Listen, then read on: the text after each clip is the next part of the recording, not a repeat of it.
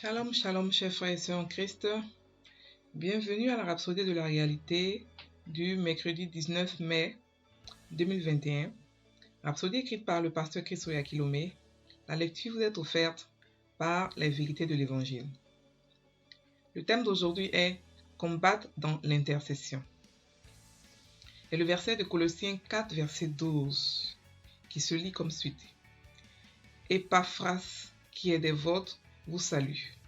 Serviteur de Jésus-Christ, il ne cesse de combattre pour vous dans ses prières, afin que, parfait et pleinement persuadé, vous persistiez dans une entière soumission à la volonté de Dieu. » Le pasteur Christ dit, certains chrétiens sont engagés à intercéder pour les autres. Ils savent simplement que c'est leur travail de le faire. Nous devrions tous être ainsi, car Dieu a besoin de telles personnes. Il est possible que la raison pour laquelle vous êtes en mesure d'étudier la parole aujourd'hui, comme vous le faites actuellement, soit le dévouement de ces personnes. Cela pourrait être la raison pour laquelle vous grandissez dans les choses de Dieu et que vous vous tenez dans la foi aujourd'hui. Vous ne le savez peut-être pas, mais beaucoup sont chrétiens aujourd'hui à cause de quelqu'un d'autre qui a combattu dans l'intercession, priant avec ferveur pour leur vie. La Bible dit « Malheur à cet homme qui est seul, quand il tombe, il n'a personne pour le relever. » Ecclésiaste 4, verset 10. Il est important que nous soutenions et élevions les autres par la prière. Cela ne signifie pas que vous devenez un collectionneur de prières, enrôlant des guerriers de prière. L'église locale s'occupe de cela. C'est la responsabilité des pasteurs de former l'église à prier les uns pour les autres. Ceux qui étaient autour de l'apôtre Paul, dont Ephrata, ont compris ce message.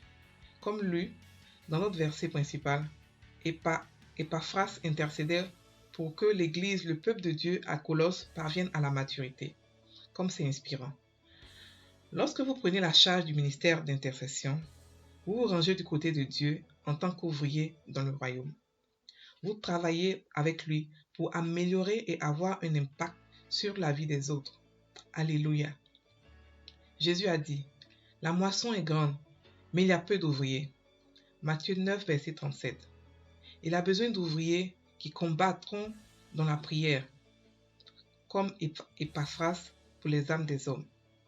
Soyez cet homme ou cette femme qu'il a trouvé pour se tenir à la brèche, pour prier afin que les gens viennent à Christ, pour prier pour les frères chrétiens qui ne sont pas encore parvenus à la maturité dans les choses de Dieu, et aussi afin que les ministres de l'Évangile accomplissent leur appel et leur destinée dans l'Évangile.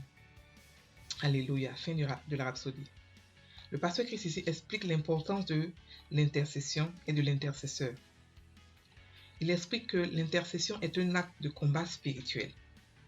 Et les intercesseurs sont ceux-là même qui prient pour que l'Église devienne mature et pour que aussi d'autres âmes viennent à Christ. Et ils sont très importants pour Dieu, très importants. Et il dit aussi que c'est le rôle du pasteur de créer des groupes d'intercession, mais aussi c'est le rôle de chaque chrétien d'avoir des temps d'intercession plutôt, pour pouvoir prier pour d'autres chrétiens ou pour d'autres personnes qui ne sont pas en Christ. Il a dit que la moisson est abondante, il y a peu d'ouvriers. On parle souvent sur cette chaîne d'évangélisation. L'évangélisation est à deux niveaux. Ça se passe d'abord spirituellement et en plus physiquement. Spirituellement, c'est intercéder pour les âmes. Et physiquement, c'est pouvoir aller se déplacer pour aller toucher les âmes pour lesquelles on a intercédé. Effectivement, il y a plusieurs d'entre nous qui ont été aujourd'hui, qui sont peut-être dans la foi approfondie, mais il y a quelqu'un qui a dû prier pour nous, qui a dû intercéder pour nous. C'est pour cela qu'aujourd'hui, nous sommes chrétiens, ou nous sommes enrôlés vraiment dans la foi, nous sommes vraiment dévoués à Jésus et à son œuvre. Quelqu'un a intercédé pour nous. Les intercesseurs sont très importants devant Dieu parce qu'ils se mettent du côté de Dieu, ils défendent le peuple de Dieu, ils défendent le monde contre les attaques du diable, mais aussi ils aident aussi des gens, des chrétiens à devenir matures. Parce que les chrétiens qui décident de vouloir, comme j'ai dit, il y a peu d'ouvriers et pas beaucoup de chrétiens décident d'aller prêcher la parole. Mais peu d'entre eux sont matures spirituellement. D'autres chrétiens vont prêcher la parole avec le message de la peur. pour dire aux gens qu'il y a l'enfer, il y a l'enfer, il y a l'enfer. Alors que la Bible dit que tout ce qui est crainte, tout ce qui est peur n'est pas l'amour parfait. Dieu ne veut pas qu'on vienne à lui à cause de la peur de l'enfer, mais à cause de l'amour qu'il nous a donné. Parce qu'il nous a montré l'amour, il nous a aimé avant la création du monde, avant que nous sachions qu'il nous aime. Donc, ce genre de personnes, ce qu'on doit faire pour eux, ce genre de chrétiens, c'est pour prier pour qu'ils arrivent à la maturité chrétienne, à la maturité de Christ, de comprendre la révélation de Christ, l'amour de Dieu. Donc, chaque chrétien doit prier non seulement pour les chrétiens, mais aussi pour les non-chrétiens. C'est notre devoir en tant que chrétien. Non, en tant que sacrificateur aussi, c'est notre devoir aussi. Donc, chaque chrétien doit mettre en place au moins dans la journée un petit temps, même si c'est 30 minutes, 15 minutes, pouvoir prier pour ses frères et sœurs, pouvoir prier pour d'autres personnes, hormis soi. Pour d'autres personnes, pour le besoin. Le besoin est là. Tout le monde, on regarde autour de nous, on voit beaucoup de gens qui souffrent. Le besoin, si c'est le besoin, il y en a. Mais pour trouver des gens qui sont prêts à le faire, c'est ça qui est le problème. Donc, chrétiens, soyez conscients que c'est notre devoir en tant que chrétiens de pouvoir prier, de pouvoir protéger ce monde, de pouvoir dominer ce monde, le monde de dehors surtout, mais avec beaucoup d'amour. Et nous protégeons le monde comment? Par la prière. Nous protégeons le monde par des actes que nous posons. Nous protégeons le monde, les chrétiens, et nous les aidons à grandir par la prière aussi et par des actes que nous posons. Donc, frères et sœurs, soyez prêts, soyez dévoués, soyez engagés à pouvoir prier, à pouvoir être des intercesseurs. Parce que Dieu aime beaucoup les intercesseurs. Parce qu'il travaille, il leur révèle beaucoup de secrets. Il travaille avec eux de manière vraiment assidue, de manière vraiment serrée, close, proche. Parce que ce sont des gens qui se mettent à la brèche, qui donnent leur temps, qui donnent leur vie pour d'autres personnes. Et Dieu aime ça. Donc, frères et sœurs, aspirez à pouvoir faire des programmes pour pouvoir intercéder pour des personnes, même si vous ne les connaissez pas. Pouvoir intercéder pour le corps de Christ, pouvoir intercéder pour des non-chrétiens, pour vos voisins, pour tous ceux qui sont autour de vous, qui n'ont pas encore la grâce, le privilège de connaître Jésus. On va faire maintenant la prière. Cher Père, ta grâce qui apporte le salut a été mise à la disposition de tous les hommes.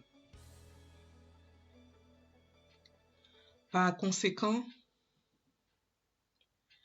je prie pour les pécheurs du monde entier, afin que leur cœur soit ouvert pour recevoir l'Évangile. Je brise l'emprise de Satan sur l'intelligence des gens, afin que la lumière du glorieux Évangile brille sur eux pour le salut. Et je prie afin que les chrétiens du monde entier soient fortifiés par la puissance de l'Esprit pour prêcher le mystère de Christ. Au nom de Jésus. Amen. Frères et sœurs en Christ, passez une bonne journée. Priez en langue pour que ce message puisse entrer dans votre cœur et porter des fruits. Soyez bénis.